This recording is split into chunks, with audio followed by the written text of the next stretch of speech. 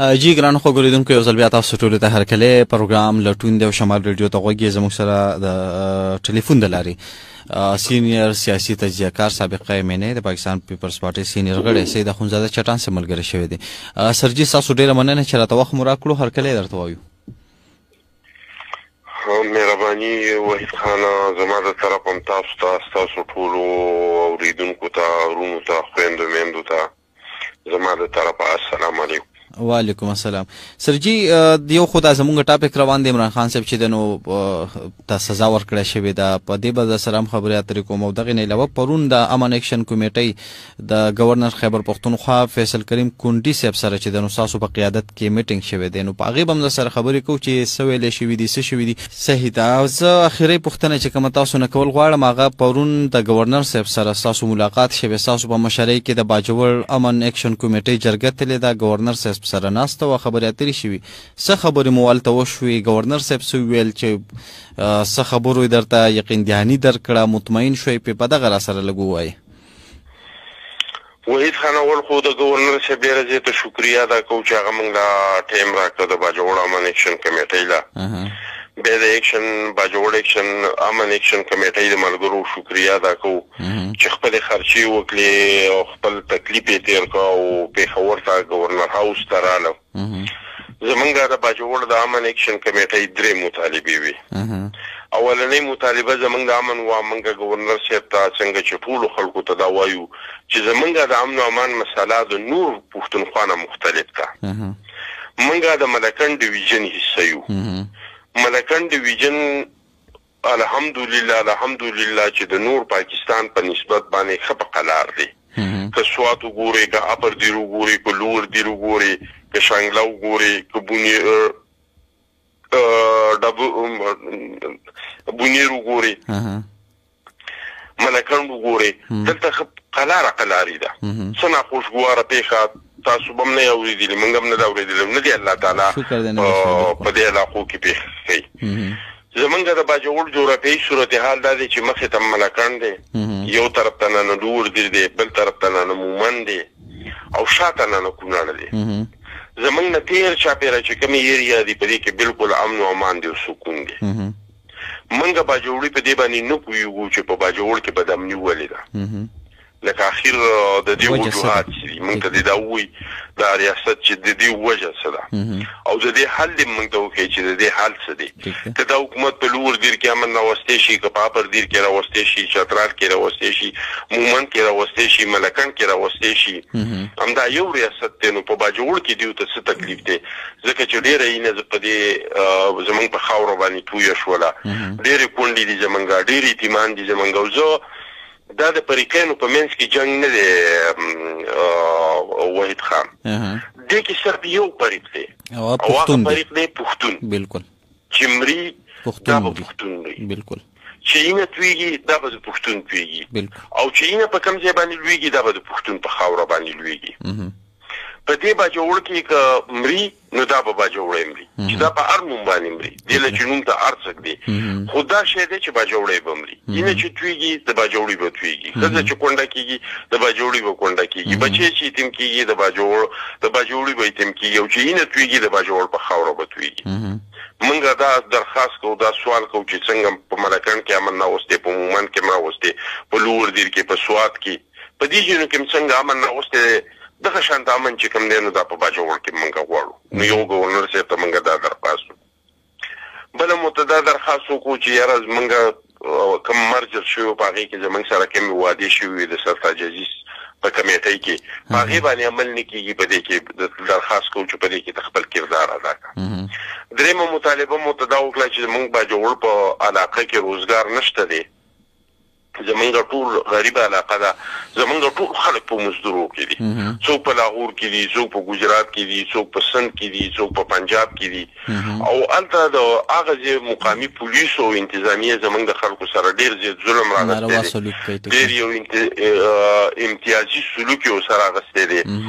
ځکه چې زمونږ د سړیم ګاډۍ ودرولي او د بل د سړیم ګاډۍ ولاړئ. نو چې راشي هغه کوم چې مقامي سړی دی هغه ته څه نه وایي، زمونږ هغه ته وایي تا لار بنده کړې ده، مال دې ګزاري، تاڼې ته وړي، بېعزتیانې کوي، پیسې ته اخلي. دا درې مطالبات موږ د ګورنر صاحب مخې ته ایښي. کله چې جرګه ختمه شوله نور ملګري راغله زلته د گورنر صاحب سره کېناستم چې باید موږ د سپینګیري راغلي وو مشران راغلي وو جرګه راغلي وو خرچې وکړلې ورځې خرابه کړله نو چې دا نشستن گفتن او برخاستن نه چې په دې کې څه عملي کار وشي زما د مخې گورنر صاحب او د پنجاب گورنر ته ټلیفون وکړو سردار سلیم حیات ته چې ما ته جرګه راغلې وه د باجوړ نه او ته مهرباني وکړه آی جي نه رپورټ وغواړه په دې واقعه باندې چې دا ولې هسې ده ټیک ده چې دا ولې دا امتیازي سلوک چې کوم دی خاص کر د باجوړ د خلکو سره کېږي نو په هغې باندې مو گورنر صاحب موږ شکریه ادا کوو د پنجاب چې هغه وویل چې زه خپل سیکرټري ته په هغه ساعت باندې وویله چې زما د طرفه دغه ته لیټر ولیکه سیکرټري ټو گورنر ته یې وویله آی جي پولیس ته او هغه نه رپورټ وغواړه چې بهی دا کار چې کوم دی دا ولې کېږي او دا کار که کېږي نو دا دې په فوري طور باندې بند شي بیا د هغې نه پس مراد علي شاه یې میلاو کړو د سند وزیر اعلی هغه سره هغه هم خبرې وشولې زما مو سره خبرې وشولې او هغه ته موږ دغه خپل فریاد وکړو چې باید داسې چې کوم دی نو زموږ د خلکو سره کېږي نو هغه مو وویل چې زه به بالکل نن به په دې باندې زه رپورټ راوغواړم بلکې هغه خو دا مو وویله چې زه به چې څومره زموږ ناظمین دي چې ارمینان دي بلدیتي نو زه به هغوی ته هم لیټر ولیکم چې ستاسو سره په کومو علاقو کې د باجوړ خلک پروت دي او د هغوی سره په کوم ځای کې څوک داسې امتیازي سلوک کوي نو تاسو ورځئ او د هغوی سره ودرېږئ او د هغوی مکمل او فل سپورټ کوئ صحیح ده نو هغه خبره هم پکې وشوله دا یې را سره واده وکړله چې دا ستاسو د باجوړ دا خبره جنون ده چې یاره په ټوله علاقه کې تېر چاپېره امن دی او باجوړ کې بدامني ده او باجوړ کې بدامني ده زه چې په هر متعلقه فورم باندې کېنم نو زه به پکې دا کوېسچن چې کوم دی ستاسو دا مطالبه ریس کوم او په دې سرتجهیز په کمیټۍ په دې هم را سره واده وکړله ځکه چې بجټ به اوس د فروری د میاشتې نه به د بجټ شروع کېدل شروع شي چې زه به د وزیر خزانه سره ملاقات کوم خصوصي په دې سلسله کې او وزیر اعظم سره به ملاقات کوم او زه به د هغوی نه ریکویسټ کوم چې هر څومره پیسې تاسو دغه نه ورکولی شئ د سابقه پاټه ده نو هغوی له هغومره پیسې ورکړئ خو دا یقیني جوړه کړئ چې دا په پاټه کې ولګي پیسې ورکړئ خو دې وکړي چې 1 کروړ ورکړئ او که 1 ارب ورکړئ خو چې دا پیسې په دغه خلکو باندې ولګي ځکه چې زمونږ په نوم باندې د سابقه پاټه په نوم باندې په دې تېرو وختونو کې په هر کال کې 54-55 ارب روپۍ راوتلي دي خو هغه پیسې چې کومې هغه په دې خاوره باندې نه ښکاري چې هغه پیسې راووتې د سابقه پاټه په نوم باندې نو هغه پیسې کوم طرف ته لاړې نو زمونږ هم ته ریکویسټ دا و چې که دا ټولې پیسې موږ ته خپلې میلاوېدې شي خو ویلې نه ګورو خو ما ته داسې نه ښکاري ځکه چې زمونږ نمایندګي ما ته ډېرې کمزور ښکاري په شملو کې چې د هغوی تعاون پکې نه نه کېږي خو به هر حال چې دا هم موږ له یقیني جوړ کړي چې هغه کمې راوځي نو چې هغه واقعي په دې خاوره باندې ولګي نو بیا به هم څه نه څه پیدا چې کوم دی دې خلکو ته وشي نو په جرګه کې دغه 3 مطالبات شو او په هغې باندې د گورنر صاحب دغه رد عمل راغلی ستاسو ډېره مننه شکریه چې راته وخت مو راکړو ستاسو یو جهان مننه ستاسو د کتونکو اورېدونکو یو جهان مننه خوشحاله شئ دا سید اخندزاده چنډان صاحب د پاکستان پیپلز پارټۍ سینیر غړی سابق ایمنې سینیر سیاسي تجزیهکار چې موږ سره خبرې اترې وکړلې د هغې خیالات و چې تاسو ستاسو تر غوږ وشو او پرون چې گورنر صاحب سره کوم لیدل شوي دي نو په هغې حوالې سره خبرې هم وي او دغه یو مسله چې د سوشل میډیا په لارې مونږ هم اوچته کړې وه چې د پنجاب په ښارونو کې د پښتنو سره امتیازي سلوک کېږي او دا دې په فوري توګه بند کړی شي بلکې مسافرو ماښام کې ملګرو کالونه هم کړي او مونږ پې بحث کړو نو مننه کوو چې هغه خبره چټان صاحب چې د گورنر صاحب ته بیا د پنجاب گورنر ته او د پنجاب آی جي ته ورسېدله او دغه رنګې صوبه سند ته هم ورسېدله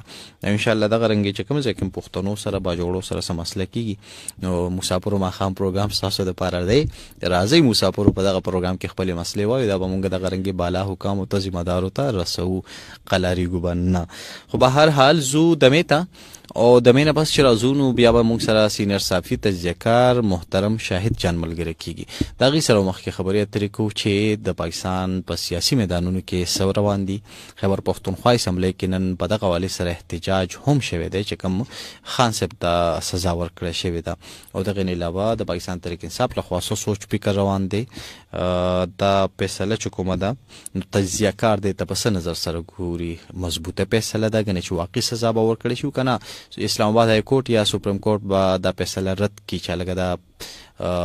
چې د نو په انصاف باندې مبني نه ده دا زیاتې دي با زو د مینه پس په بیا سره غوي ملګری کیږي بعد الله نگهبان.